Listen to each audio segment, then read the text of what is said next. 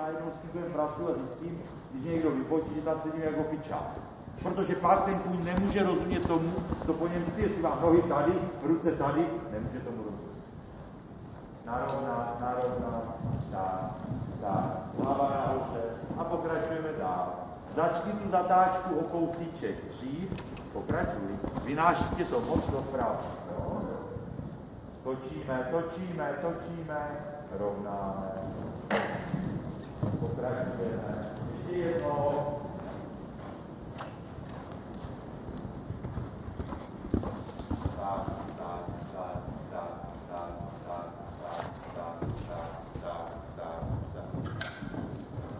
Zválej dál. Obratný zválej. Do kluzu, na zválej. Vidnější zvál. Už to levou lodí, levou. Tak, národná. To je voda.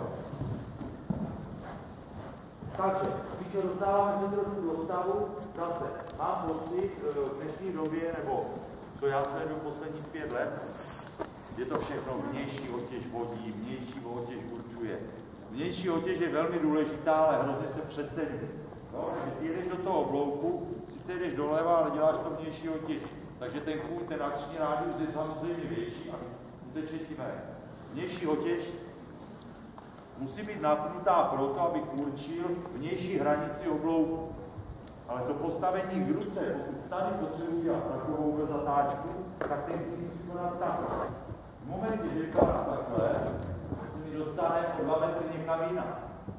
Jo? Čili pozor na to dodělání toho oblouku, vnější otěž to kontroluje, extrém opačné. Pustím vnější otěž a ohnu doleva, tak ten kůň udělá tak a nenarovná se, nepojede tam a zůstane na malým kroužku. Čili musí být obě ty otěže, ale nepřehánět tu vnější. Potom dochází tady k tomu. Vynáší tě z toho oblouku, přejíždíš. No, musí být ty obě ruce stejně. Já bych to přirovnal, mně trošku se nelíbí ten výraz, nebo to vnější otěží musíš jet do toho oblouku, je to blbost. Představte si, je to stejné, jak když jedu na kole. Jeď doleva, ale vnějším řídítkem. Ne, musím oběma. Prostě zatočit oběma řídítkama. V autě volantem.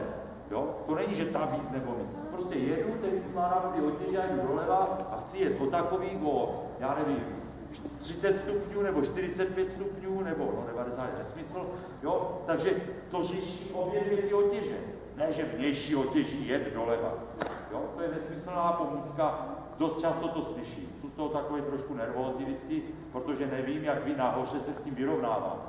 Jeď doleva, ale udělej to tou vnější otěží, ho tak pohlídej, ano, udělej ten obvod, tou vnější. Když tam nedám, tak ten bude se točit na malý kroužku. Jo, čili pozor na tohle. Jedeme z pravé ruky, to samé 3krát do